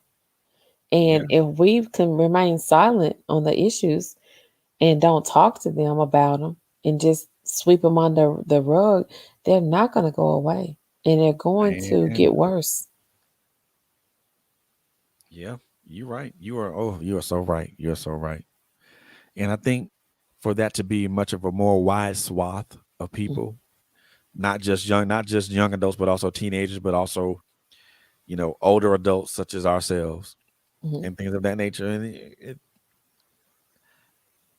and believe you me, it'll reach the people that it needs to reach, and it won't matter who it reaches, That's right. whether it's a teenager or a young adult or anything, Mm-hmm. or even an older adult, such as ourselves. So it's gonna reach who it's gonna reach. Mm-hmm. But yeah, just to kind of just, you know, I don't know.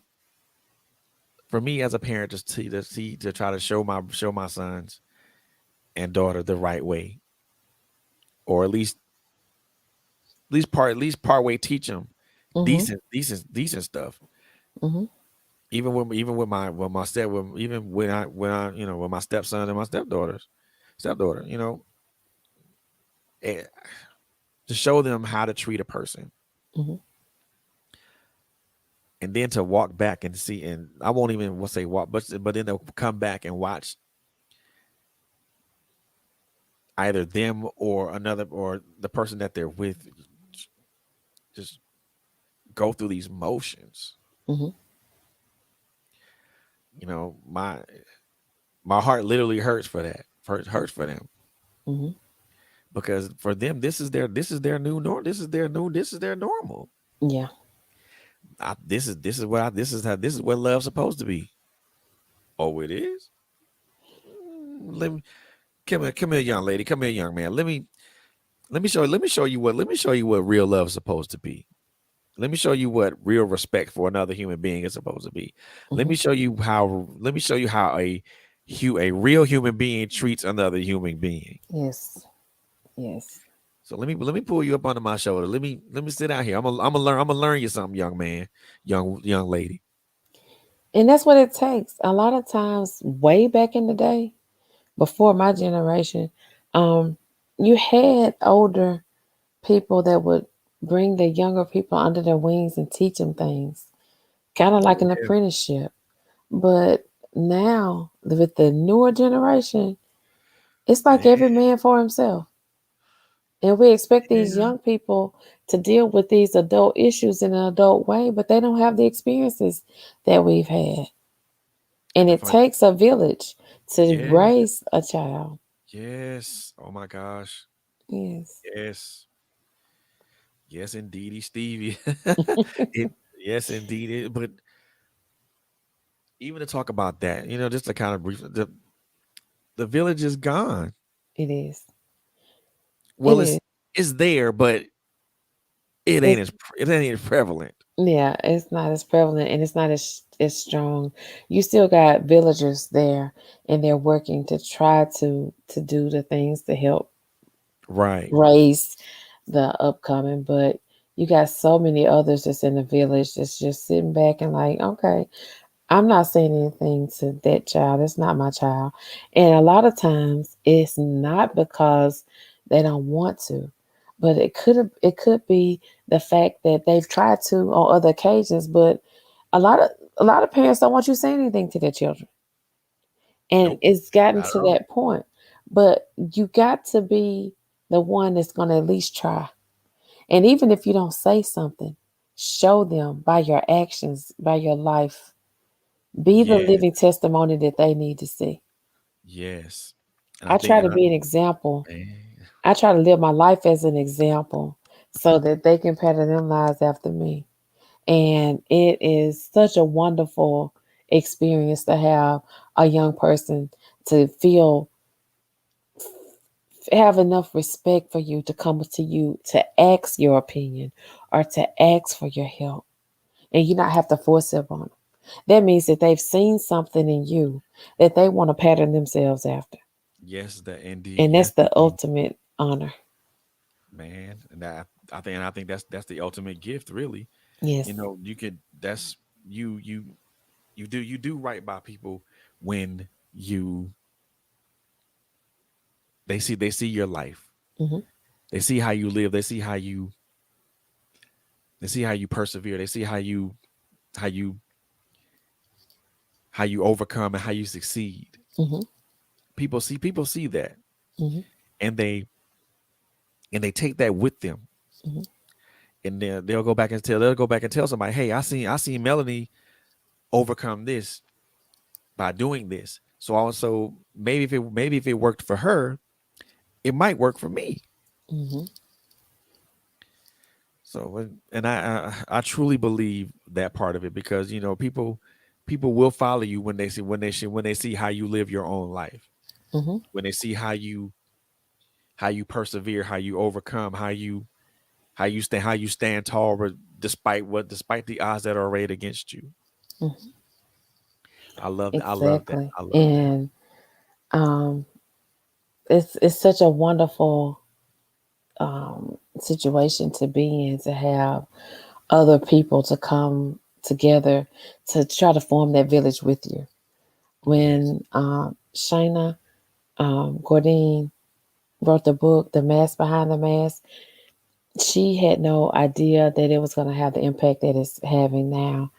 And to see her in her journey, and then Elder Lakia Barnett develop a monologue behind it, and then have these 8 amazing, beautiful women to to portray these issues, these different issues that women have. Um, we deal with on a day-to-day basis, and it's not like each person is dealing with only one. Some of us that are living this life out here today, we take on multiple of these issues on a daily basis, and Hmm. to see it being brought to life and how it can transform your mindset is absolutely amazing. I'm part of this. It's amazing to be part of this monologue. It's called the Mask Behind the Mask, the virtual monologue, and these 8 amazing women, we get together, and each one is dealing with their own issue, but each one shows how that in those moments of adversity, you can rise above, you can be better. And when you get to that point, it is such an amazing feeling that you just want to celebrate. And we've had practice tonight, and I can tell you that it is so remarkable that in each of the practices, I mean, I'm crying. emotions involved. It's pain. You see the pain, you feel the pain, and then you are able to celebrate the joys afterwards. And it is such an amazing Wow. event that I hope everyone is able to virtually attend. Oh man, so we were to now to see so you jump right into what we were gonna talk about anyway. You jump right into that. So I mean, even with now that you mentioned that, you know, I am gonna give you this chance right now because you did mention it and I want you to I want you to let everybody know about it. So let everybody know a little bit. I mean, because you've already said these 8 amazing women talking to with Miss Sheena and everyone else. Let everybody know how they can be a part of this event. Okay, on October the 30th, 2021, that's this year, 5 o'clock p.m. Eastern Standard Time, we will have this virtual monologue of Shayna's book, The Mask Behind the Mask. And we all wear these masks, and it is so refreshing to remove that mask and see what you actually have on underneath.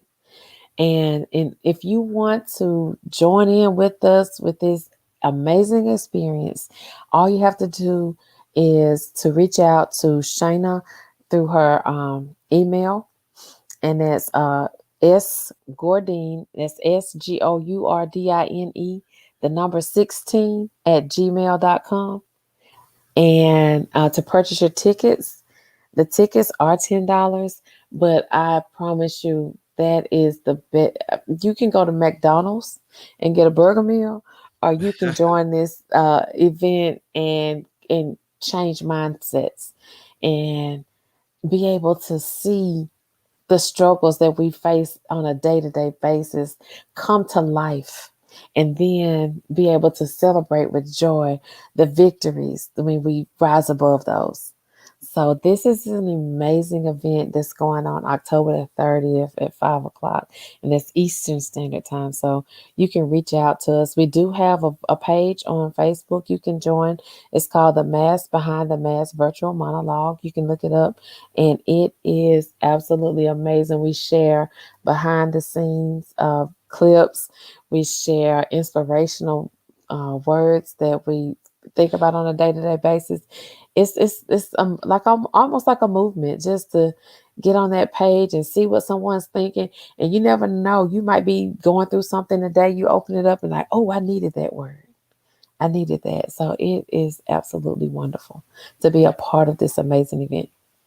Man, I'm actually looking forward to that because I really want to just for me it's not even going to be about the performances or anything like that. It's about for me it's trying to just looking and just seeing how each one of you guys that each one of you ladies just transforms and just evolves just from that particular process. you know even though it's a virtual monologue, it's it's still yes I believe it's going to be powerful, and it's going to really just be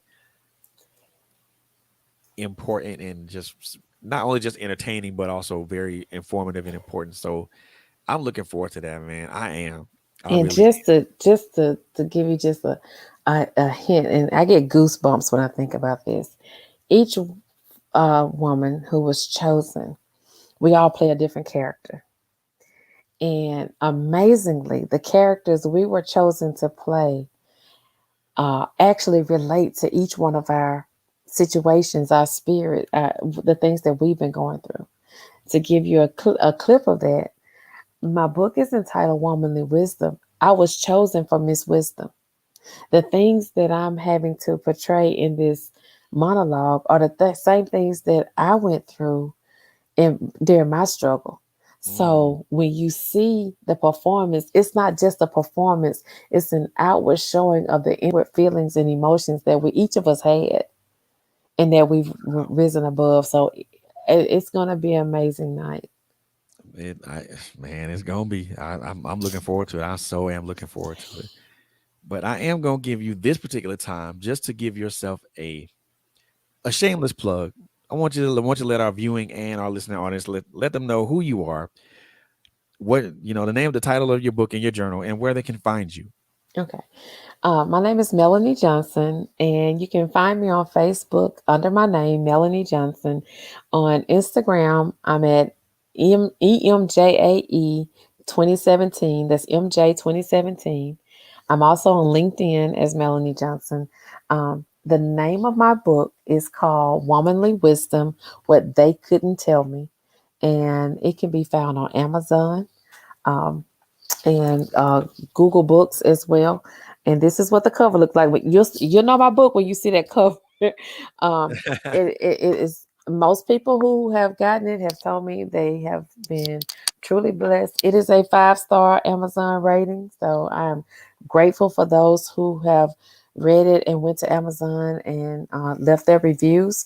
My journal, it was a private journal, and I did only introduce it to people that I knew personally at first, but now it is also available on Amazon for purchase, and it is entitled Broken Mirrors Still Reflect. And it is a reflections journal that is based upon the same principles in my book, Womanly Wisdom, but it gives you a chance to actually write and journalize yourself based on those same type of topics. Yes, indeed. I love it. I love it. I love it. I love it. Thank you. So this is one question that I always ask any guest that comes on, especially to the Authors Alley or any independent artists or things of that nature. We all know that life is a marathon. We all Hmm. know this. Hmm. And each one of us is at a particular stage in that marathon. We're either at the beginning, where we're just coming out of the gate, and we're trying to get our stride and trying to get our pace. Hmm. We're at the middle, where we got our stride and we have our pace, and we're going at a consistent clip. Or we're toward the end of that marathon, to where the finish line the finish line is in sight. We're kind of just not necessarily coasting, but Hmm. maintaining our pace to finish strong in this particular marathon. And when I say marathon, I mean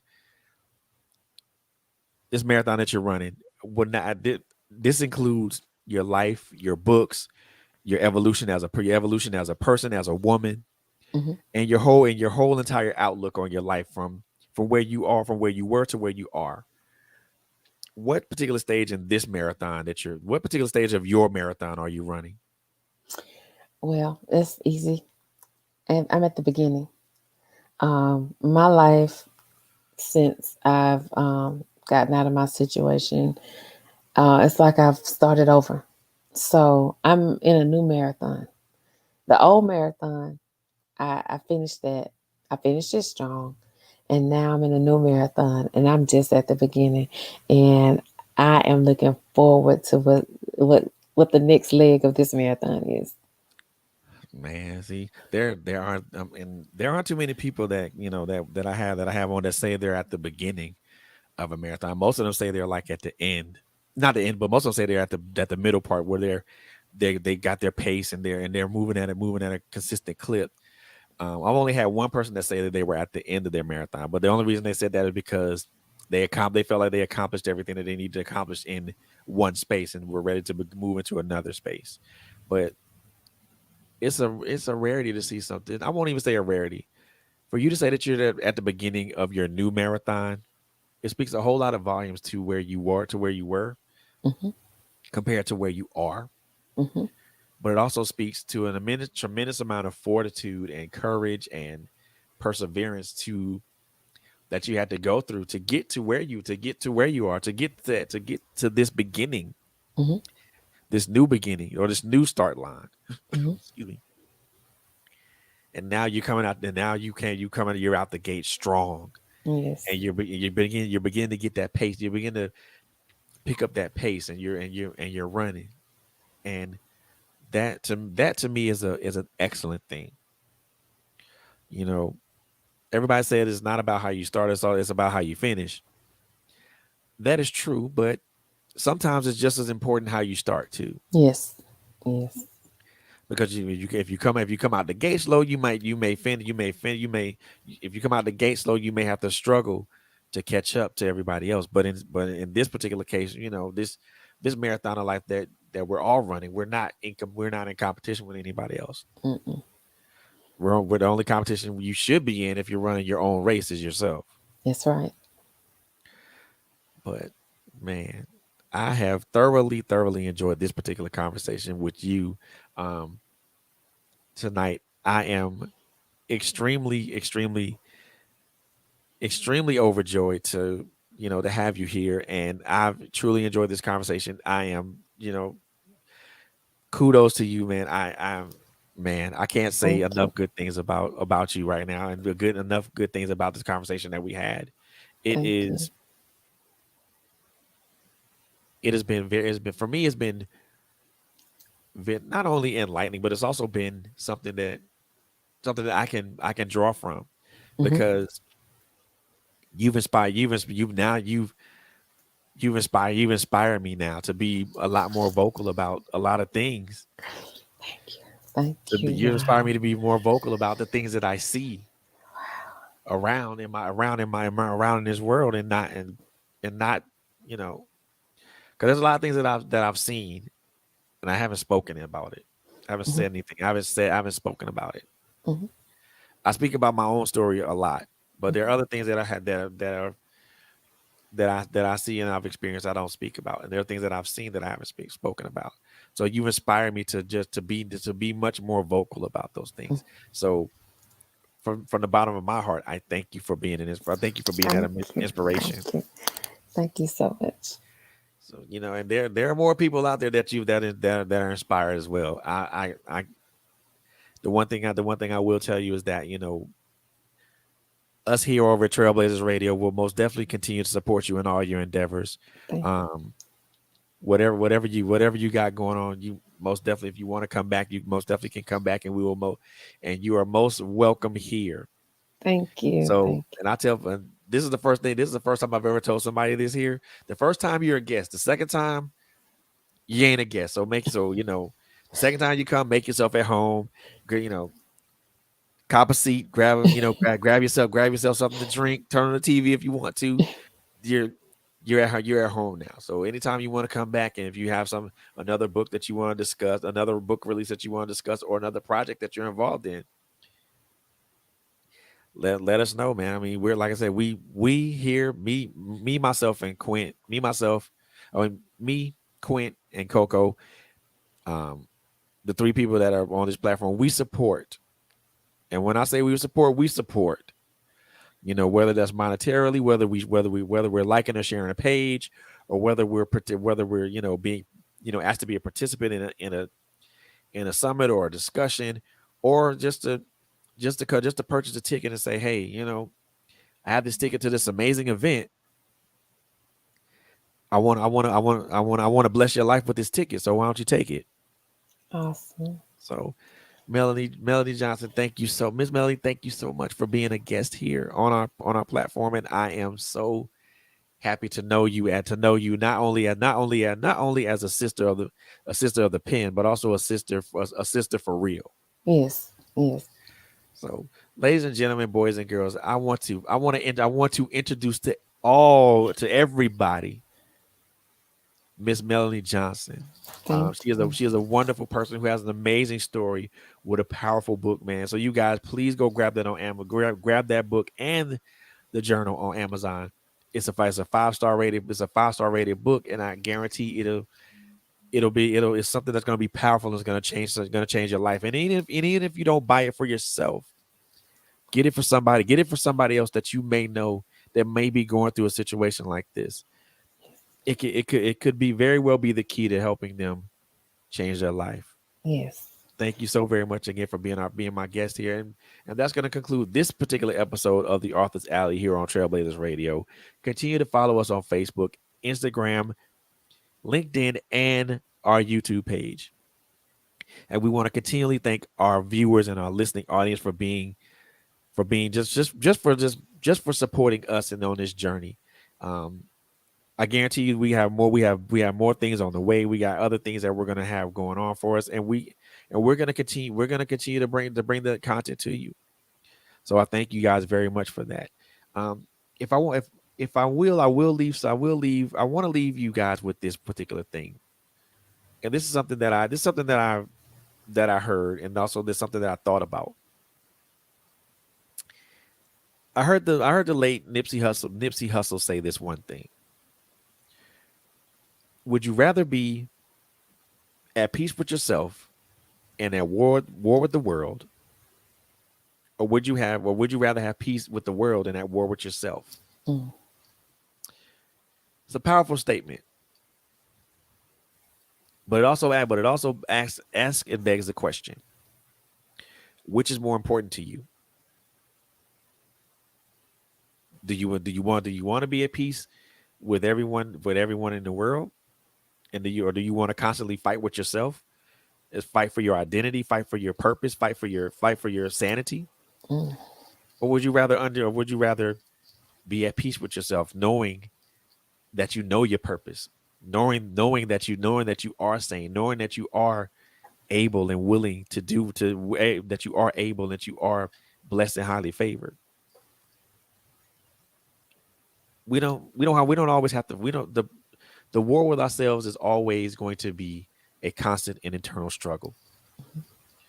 But understanding, but being at peace with yourself brings about a whole lot more benefits than not being at peace with yourself. My my name is FLBD, and that's my thought for tonight. I want to again thank my beautiful guest, Miss Melanie Johnson, for being our guest on this show tonight. And again, she is more than welcome to come back at any given time, whenever she wants to. Just give us a little notice, and we got you. Okay. Thank you. Thank you So, for ladies having and me. gentlemen, that's going to conclude our episode of the Author's Alley. Once again, I am Frederick Beatty. I am FL Beatty, and again, my beautiful guest, Miss Melody Johnson. We thank you so very much for tuning in. Please, guys, love on each other, be good to each other, and most importantly, stay safe. Yes. We love you guys with the love of God, and there ain't a damn thing you can do about it. Amen. Until next time, see y'all later.